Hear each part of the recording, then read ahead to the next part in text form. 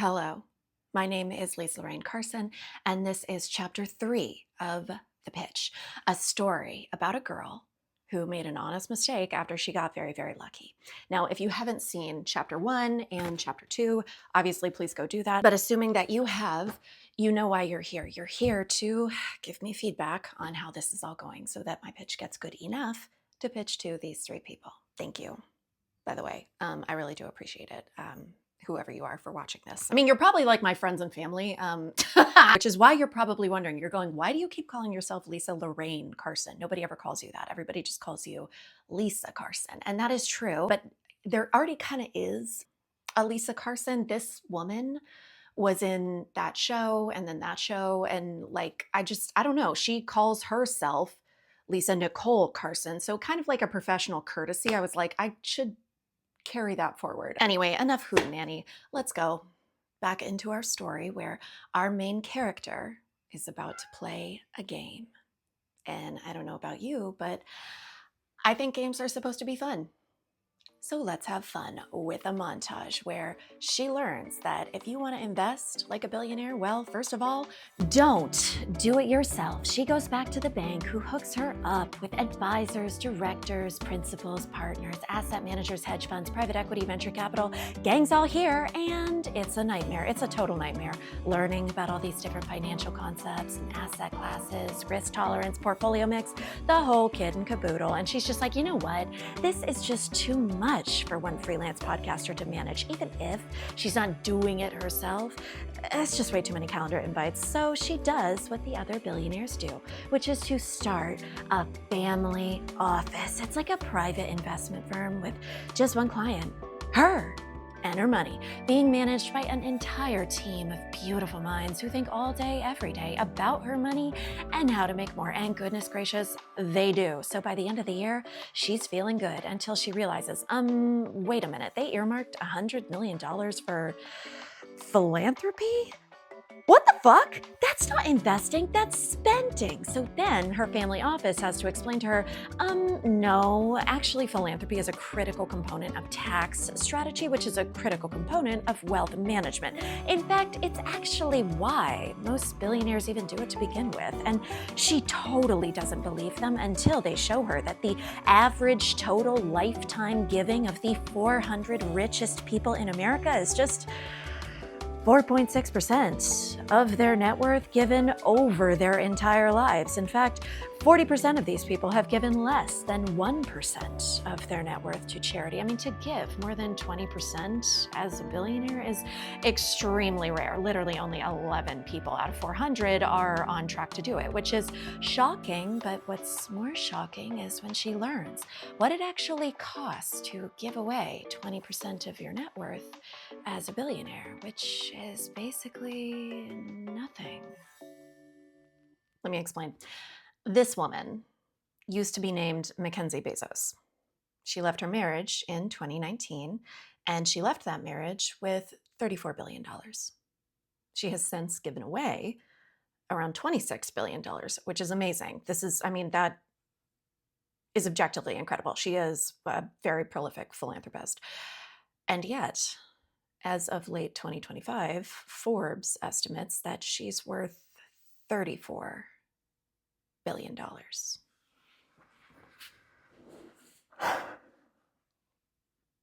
How does that work?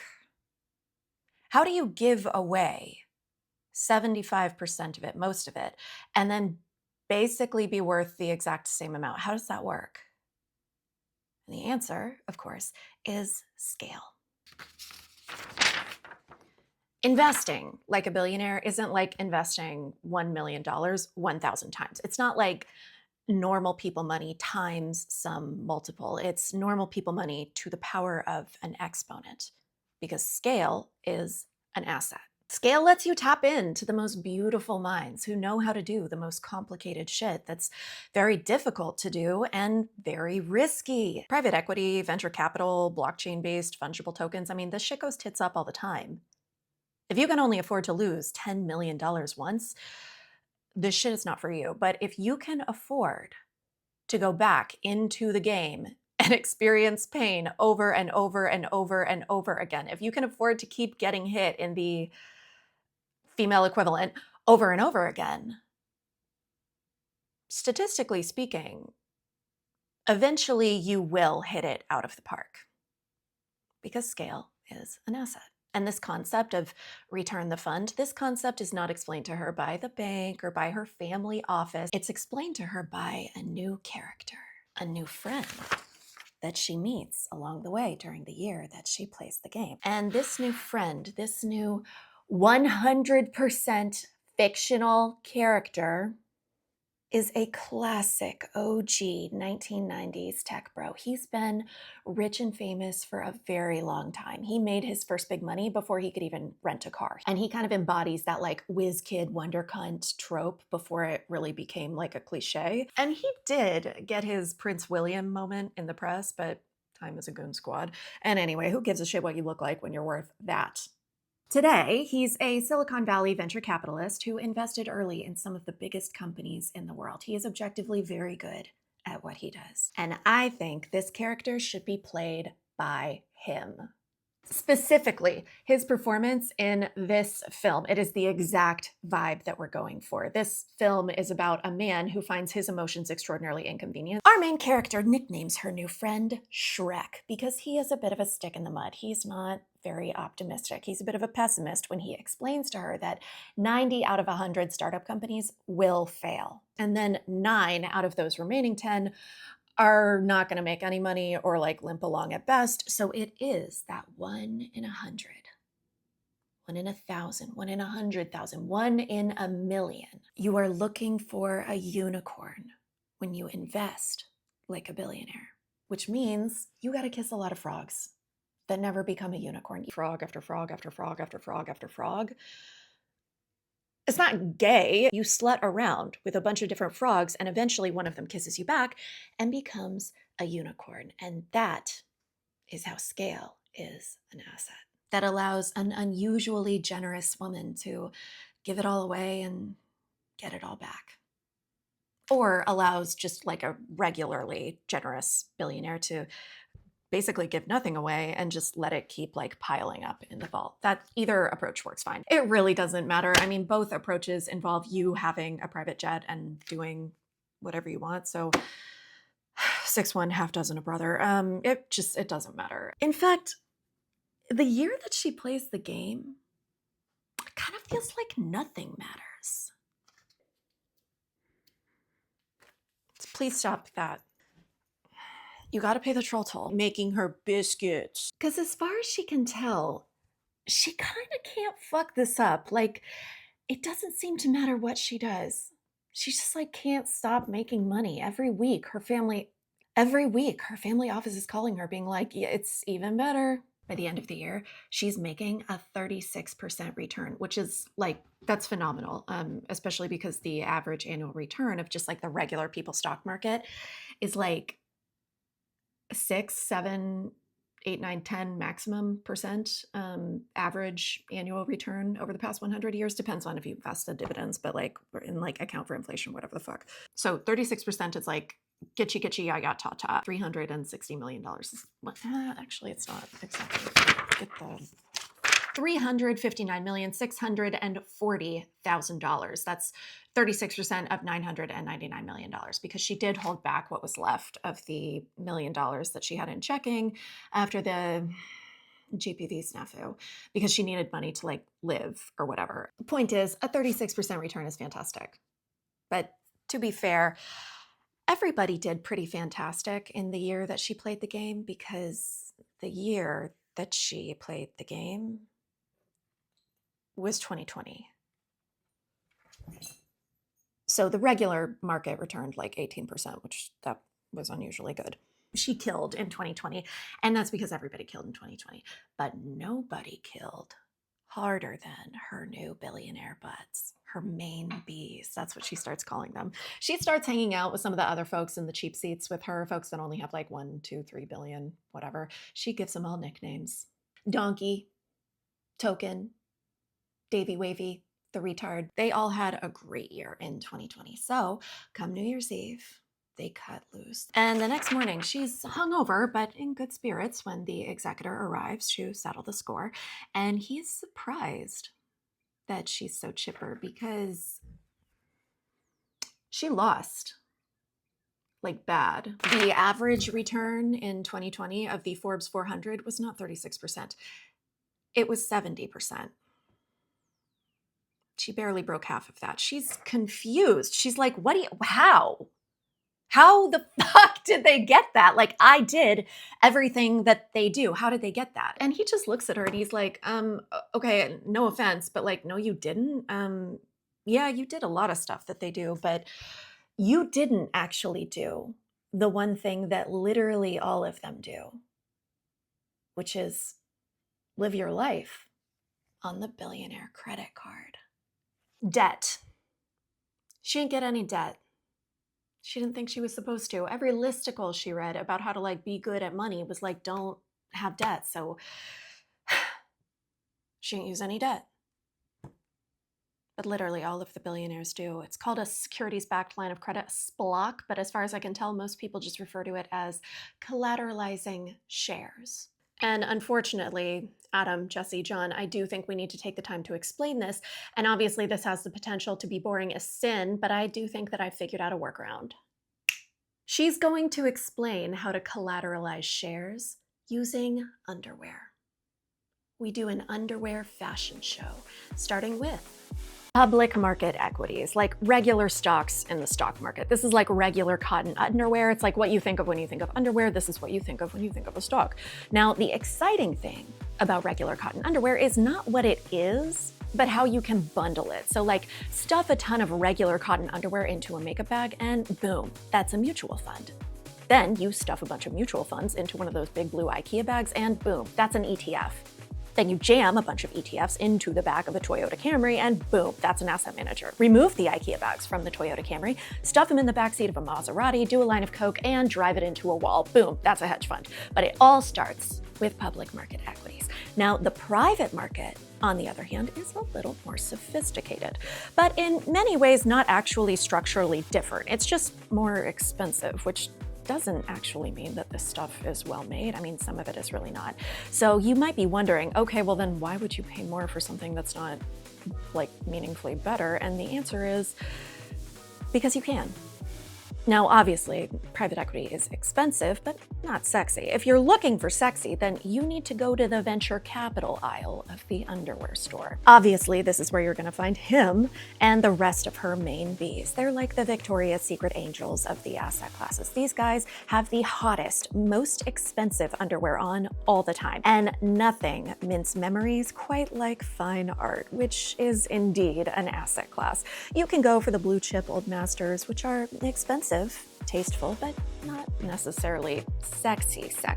If you wanted sexy, ha-cha-cha fine art, you would have to go for contemporary, which can be different. Let's just say it can be different. It's a little more hit or miss, and it can be a little confusing when you're like, okay, why does it cost that? Like, can you explain, like, why?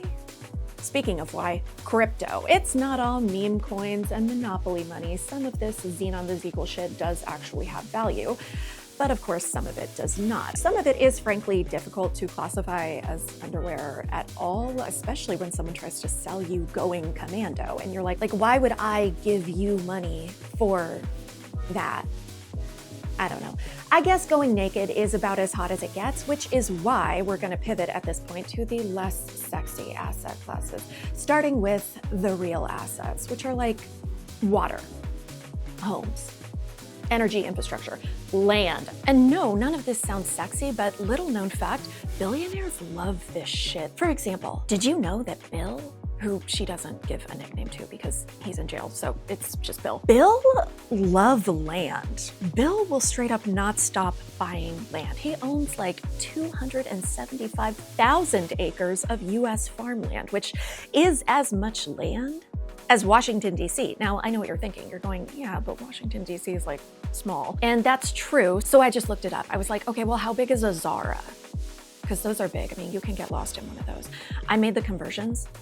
Bill owns like 800,000 Zaras of farmland. When I figured that out, I was like, whoa, I had no idea you could fit that many Zaras into Washington, D.C. No, the real assets are not sexy, but they work, which is why we illustrate them with high-waisted compression underpants. It's like you talk your shit, but when you need it, you're very glad that it's there. Now, further down on the sexy scale is Treasury securities. I'm talking Treasury bonds, notes, bills. Treasury securities are a kind of underwear that the government makes in-house, which I believe we can illustrate very effectively with colonial bloomers, which are actually the national debt? I did not know this until he explained. He was like, yeah, if you go buy a treasury bond, what you're really doing is loaning the government your money, which means these bad boys are the national debt, which I admit I never really thought about before I started wearing colonial bloomers. I was like, who are we in debt to? Like,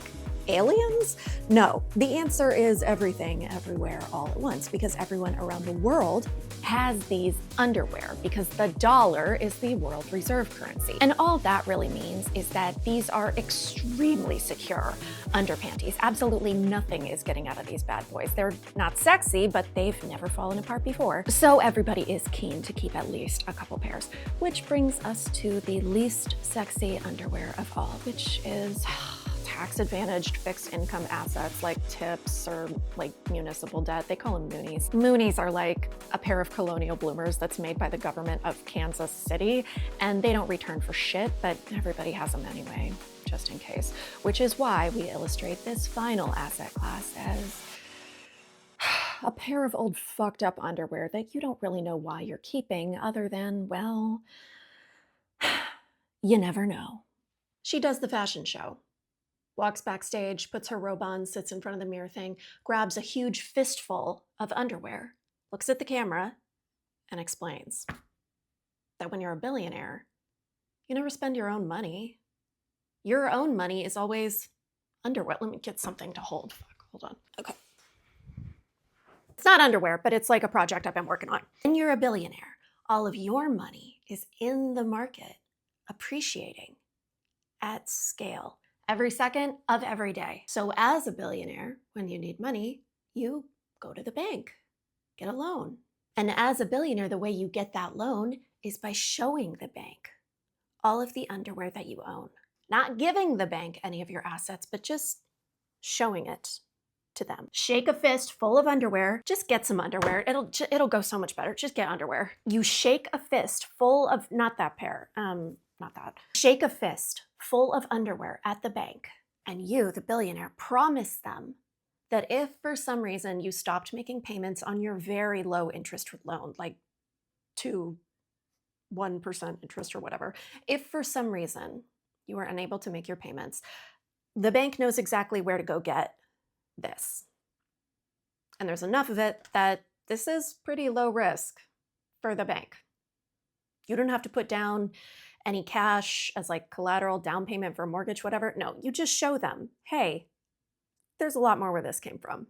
And the bank is going to be game because the bank just got a new client with a fuck ton of underwear, and like managing the boudoir is really how they make their money. So the bank is willing to lose money on this loan. It's a good deal for the billionaire as well because paying the interest on the loan, which is going to be like, it's going to be whatever. It's not a lot, but paying it is actually less than the cost of not converting your money into underwear and allowing it to appreciate at scale in the market.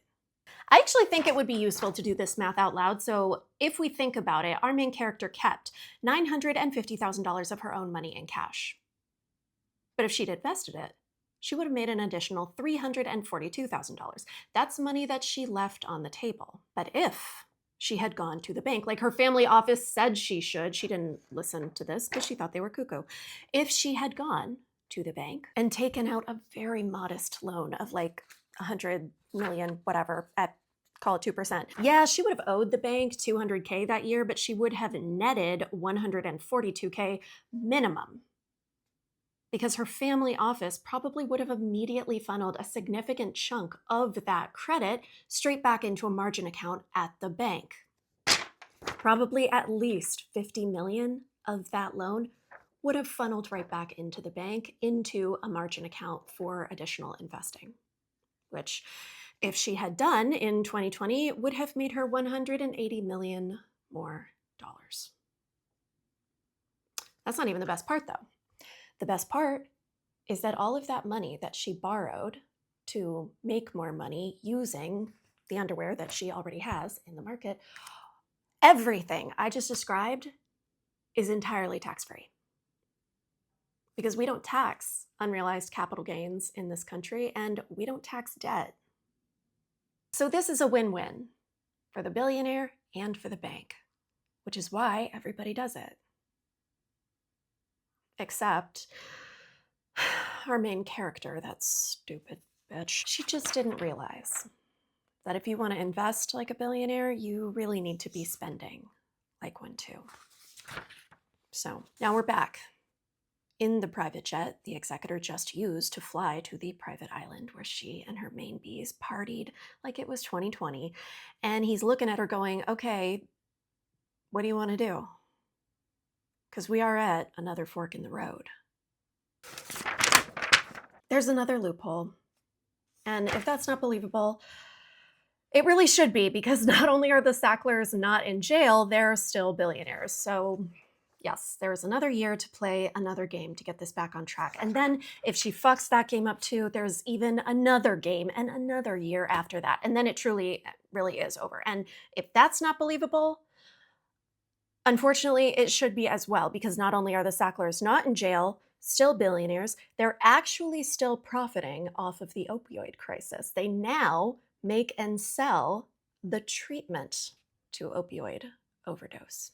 Get them sick, make them well, cash register keeps making noise. The stress of losing the game and then finding out there's another game and there's another game after that, it's a lot of whiplash. It's an emotionally expensive experience in a very tight space, because the executor only has a Challenger 350 and those are not that big.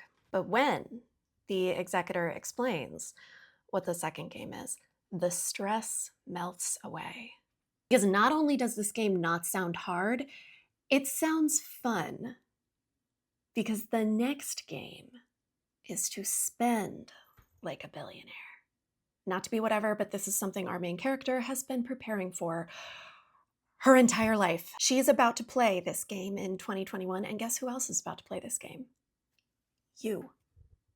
Because I made it into a real game. Like a real game, like I made up like a board game of sorts that we could sell in connection to whatever this is, a movie, miniseries, a podcast, whatever. We could sell this game with it, because so let's play it.